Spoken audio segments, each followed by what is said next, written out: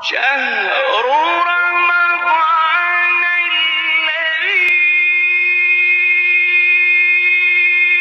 أنزل فيه القرآن هدى للناس وبينات من الهدى والفرقان. الحمدللہ والصلاة والسلام علی رسول اللہ وعلی آلہ وصحبہ ومن والاه. بسم اللہ الرحمن الرحیم. 24ویں پارے کا خلاصہ. سورہ زمر کا جو حصہ 24ویں پارے میں آیا ہے اس کے مضامین کی چند جھلکیاں پیش خدمت ہیں. نمبر 1، قرآن دنیا کے سارے انسانوں کو دو فریقوں میں تقسیم کرتا ہے. ایک فریق کافروں کا ہے جو اللہ پر جھوٹ بولتے ہیں اور قرآن اور رسول کی تکذیب کرتے ہیں، ان کا ٹھکانہ دوزخ ہے. دوسرا فریق انبیاء اور ان کی پیروی کرنے والوں کا ہے جن کی جزا جنت ہے. نمبر 2، بندوں پر اللہ کی خصوصی رحمت اور اس کے فضل و احسان میں سے یہ بھی ہے کہ وہ خطا کاروں، مجرموں اور کافروں کے لیے رحمت اور توبہ کا دروازہ کھلا رکھتا ہے اور انہیں خود بخود رجوع الی اللہ کی دعوت دیتا رہتا ہے. وہ گناہ گاروں کو مایوس نہیں کرتا بلکہ ان کے دل میں امید کا چراغ روشن کرتا ہے.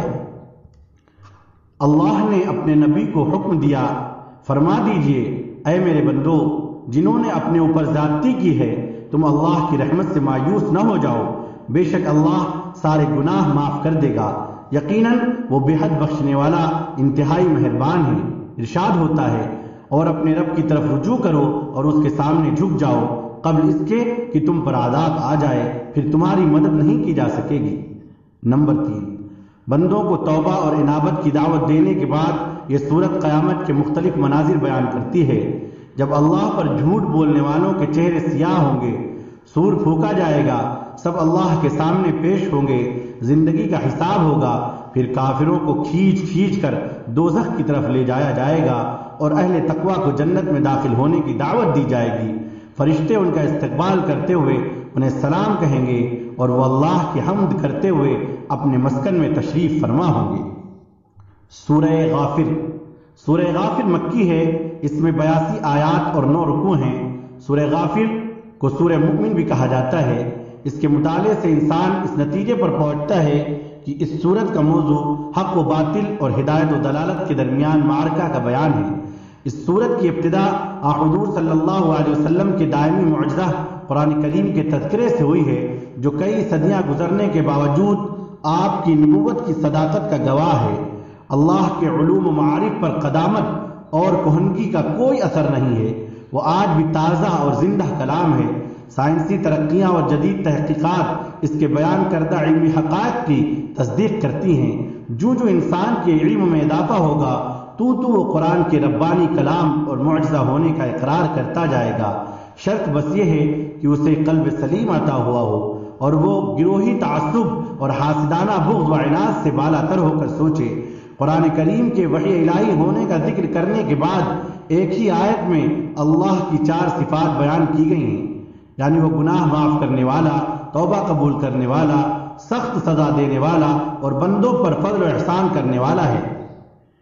یہ سورت جن دوسرے موضوعات کو اپنے دامن میں سمیٹے ہوئے ہے ان میں سے چند ایک یہ ہیں.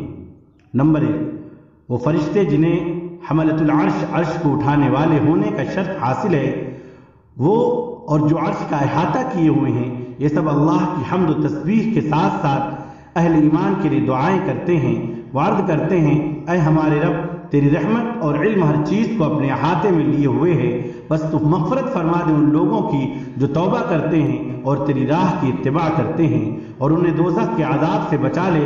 اے ہمارے رب، تو انہیں بھی ان دائمی باغات میں داخل فرما دے جن کا تو نے ان سے وعدہ کر رکھا ہے، اور ان کے آبا، ان کی بیویوں، ان کی اولاد میں سے جو نیک ہیں انہیں بھی داخل فرما دے. بے شک تو ہی غالب حکمت والا ہے، اور ان کو عذاب سے بچائے رکھ، اور جسے تو نے اس دن عذابوں سے بچا لیا تو بے شک تو نے اس پر مہربانی فرمائی، اور یہی بڑی کامیابی ہے. نمبر 2، قرآن کا ایک اسلوب ہے کہ ترغیب کے بعد ترہیب، جنت کے بعد جہنم اور اہل ایمان کے بعد اہل کفر کا تذکرہ کرتا ہے. تو یہاں بھی ایسا ہی ہے. پہلے یہ بتایا کہ مقرب فرشتے ایمان والوں کے لیے دعائیں کرتے ہیں. اب کفار اور فجار کا حال بتایا جا رہا ہے کہ جب انہیں بھڑکتی ہوئی آگ میں داخل کر دیا جائے گا اور وہ اپنے اعمال بد کا انجام دیکھ لیں گے تو اپنے آپ سے سخت نفرت کریں گے اور اپنے آپ کو برا بھلا کہتے ہوئے معذرت پیش کریں گے. دنیا والی اکڑفوں کو بھول کر بڑی ذلت اور انکساری کے ساتھ آگ کے شعلوں سے نکالنے کی درخواست کریں گے، لیکن ان کی یہ درخواست رد کر دی جائے گی اور جہنم کے داروغہ ان سے کہیں گے جیسے آج عذاب کی شدت دیکھنے کے بعد تم اپنے آپ سے نفرت کا اظہار کر رہے ہو، اس سے کہیں زیادہ نفرت اللہ تعالیٰ اس وقت تم سے کرتا تھا جب تمہیں ایمان کی دعوت دی جاتی تھی، لیکن تم تکبر اور سرکشی کرتے ہوئے کفر کرتے تھے اور ایمان قبول کرنے سے انکار کر دیتے تھے. یہ قیامت کا دن تو بندوں کے درمیان عدل اور انصاف کا دن ہے. آج ہر شخص کو اس کے نیک یا بد عمل کا بدلہ مل کر رہے گا. نمبر 3، کفار پر اللہ کے عذاب کا تذکرہ کرتے ہوئے ظلم اور سرکشی کے مشہور کردار فرعون کا قصہ حضرت موسیٰ علیہ السلام کے ساتھ جو پیش آیا تھا، یہ حقیقت سمجھانے کے لیے بیان کیا جا رہا ہے کہ ظالموں اور متکبروں کا انجام کبھی بھی اچھا نہیں ہوتا. حضرت موسیٰ علیہ السلام کا قصہ تو کئی صورتوں میں آیا ہے، مگر سورہ غافر میں اس کے ضمن میں ایک مومن بندے کا خاص طور پر تذکرہ کیا گیا ہے. اسی کے تذکرے کی وجہ سے اس سورت کا دوسرا نام سورہ مومن بھی ہے.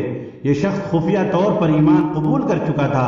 جب حضرت موسیٰ علیہ السلام کے قتل کے مشورے ہونے لگے تو یہ صاحب ایمان انسان آپ کے دفاع کے لیے اٹھ کھڑا ہوا اور کہنے لگا کہ کیا تم ایک شخص کا خون صرف اس لیے بہانا چاہتے ہو کہ وہ کہتا ہے کہ میرا رب اللہ ہے، جبکہ وہ تمہارے پاس واضح دلائل اور روشن معجزات بھی لے کر آیا ہے؟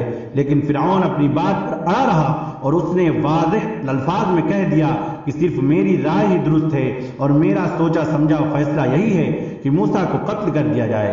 اس سے کم درجہ کی کوئی بات قابل قبول نہیں. رجل مومن کی تقریر اس قدر مؤثر تھی کہ فرعون کو خطرہ لاحق ہو گیا کہ میرے درباری اس کی دل سے نکلی ہوئی باتوں سے متاثر نہ ہو جائیں. اس نے پہلے تو اپنا قطعی فیصلہ سنا دیا کہ اب موسیٰ اور ہارون علیہ السلام دونوں کا وجود برداشت نہیں کیا جائے گا. پھر بندے مومن کی تقریر دل پذیر کو مذاق میں اڑانے کے لیے اپنے وزیر حامان کو اس نے حکم دیا کہ میرے لیے ایک بلند و بالا عمارت تعمیر کرو تاکہ میں دیکھوں تو صحیح کہ موسیٰ کا خدا کہاں ہے. فرعون کے تمرد اور استہزاء کے باوجود بندے مومن نے اپنا بیان جاری رکھا، لیکن ظاہر ہے فرعون نہ خود ایمان پر آمادہ ہوا اور نہ اپنے مقربین کو اس کی طرف آنے دیا. نتیجہ یہ نکلا کہ وہ اللہ کا بندہ عذاب سے بچ گیا، جبکہ فرعون اور اس کے انصار و اعوان عذاب کی لپیٹ میں آ گئے. نمبر 4، فرعون جیسے ناشکروں، متکبروں اور ظالموں کا عبرت آموز تذکرہ کرنے کے بعد اللہ تعالیٰ اپنی چند نعمتوں کا تذکرہ کرتا ہے. اللہ نے سکون کے لیے رات اور معاش کے لیے دن بنایا، زمین سکون اور قرار کے لیے اور آسمان کو چھت بنایا، حسین صورتوں سے نوازا اور رزق کے طور پر پاکیزہ چیزیں عطا کی. یہ سب اس کی نعمتیں ہیں، لیکن انسان ان نعمتوں کا شکر ادا نہیں کرتا. جن مقاصد کے لیے اللہ نے یہ نعمتیں عطا کی ہیں انہیں ان مقاصد کے لیے استعمال نہیں کرتا اور نہ ہی ان میں غور و فکر کر کے اپنے خالق کو پہچانتا ہے. اگر انسان خارجی کائنات پر غور فکر کرنے کے بجائے خود اپنی تخلیق میں ہی غور فکر کر لے تو وہ اللہ کو پہچان سکتا ہے. انسان اپنی تخلیق میں مختلف مراحل سے گزرتا ہے، ان میں سے ہر مرحلہ ہی بڑا عجیب اور حیران کن ہے. بے جان مٹی سے اس کی ابتدا ہوتی ہے، پھر نطفہ جمع ہوا خون، گوشت کی بوٹی، ہڈیاں، ڈھانچہ، جان، عقل، سمع، بصر، پورے جسم میں میلوں لمبی پھیلی ہوئی رگوں کا جال، خون کی گردش، دل کی حرکت، 360 جوڑ پیدا ہوتا ہے. تو از حد کمزور اور عاجز، نہ طاقت، نہ گفتار، نہ تمیز و عرفان. پھر اسے اللہ عقل و فہم اور قوت و ادراک عطا کرتا ہے. بچپن کے بعد جوانی کی حدود میں قدم رکھتا ہے، پھر بڑھاپا اسے آ لیتا ہے اور انسان ویسے ہی ہو جاتا ہے جیسے بچپن میں تھا. نظر کمزور، عقل میں خلل، اعضاء میں ضعف، حواس میں تعطل، چلنے پھرنے اور اٹھنے بیٹھنے سے عاجز، یہاں تک کہ موت آ جاتی ہے. موت بھی اس کی تخلیق کے مراحل میں سے ایک مرحلہ ہے. موت کے بعد دوبارہ زندگی دی جاتی ہے تاکہ اس کی تخلیق کے بقیہ مراحل کی بھی تکمیل ہو جائے. ایک طرف انسانی زندگی کی عجوبہ کاریاں اور قدرت الہیہ کی زندہ نشانیاں ہیں، تو دوسری طرف آیات الہیہ میں جھگڑا کرنے والوں کا انکار اور اعراض. جو یہ بھول ہی جاتے ہیں کہ ہم مٹی اور نطفے سے بڑھاپے اور موت تک کن مراحل سے گزرتے ہیں، اور کون ہے جو ان سارے مراحل کی نگرانی کرتا ہے۔ اسی لیے انسان کی تخلیق کا ذکر کرنے کے بعد ارشاد ہوتا ہے، کیا آپ نے ان لوگوں کو نہیں دیکھا جو اللہ کی آیات میں جھگڑتے ہیں؟ یہ کہاں پھرے جا رہے ہیں؟ سورت کے اختتام پر پہلے حضور اکرم صلی اللہ علیہ وسلم کو صبر کی تلقین کی گئی ہے، اس کے بعد جھٹلانے والوں کو زمین پر چل پھر کر ہلاک شدہ اقوام کا انجام اور ان کے آثار دیکھنے کی تلقین کی گئی ہے۔ سورہ فصلت مکی ہے، اس میں 54 آیات اور 6 رکوع ہیں۔ اس سورت میں چونکہ سجدہ تلاوت آیا ہے اس لیے اسے حامیم سجدہ بھی کہا جاتا ہے۔ اس سورت کا آغاز بھی حروف مقطعات میں سے حامیم کے ساتھ ہوا ہے، اور ایسی صورتوں کی تعداد 7 ہے، انہیں اصطلاح میں حوامین 7 کہتے ہیں اور آل حامیم بھی کہا جاتا ہے۔ یہ صورتیں جس ترتیب سے مصحف میں موجود ہیں اسی ترتیب سے نازل ہوئی تھیں۔ حضرت ابن مسعود رضی اللہ تعالیٰ عنہ نے ان صورتوں کو قرآن کا حسن قرار دیا ہے۔ حضرت ابن عباس رضی اللہ عنہما کا قول ہے کہ ہر چیز کا مغز ہوتا ہے اور قرآن کا مغز آل حامیم ہے۔ یہ صورت اپنا آغاز قرآن کے عظیم ذکر سے کرتی ہے اور بتاتی ہے کہ یہ کتاب اس ہستی کی طرف سے نازل ہوئی ہے جو بے حد مہربان اور انتہائی رحم والا ہے۔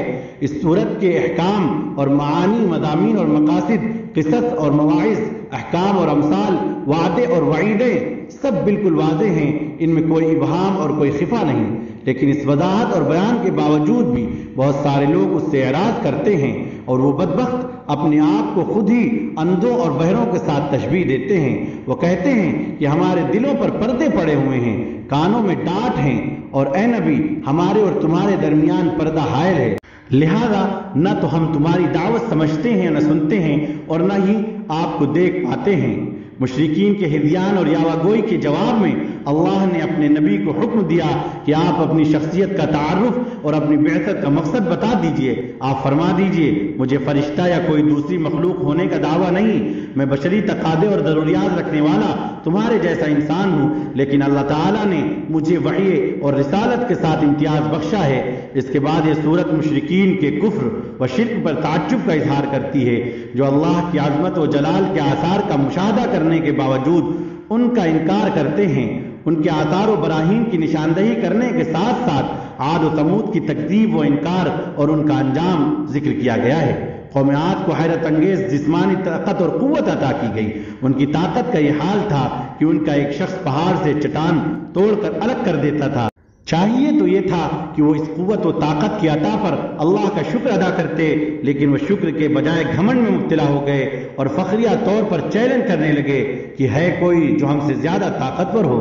ان کی حماقت اور نادانی پر تعجب کا اظہار کرتے ہوئے انہیں جواب دیا گیا کہ کیا تم اس ذات کی قوت و طاقت سے غافل ہو گئے جس نے تمہیں پیدا کیا؟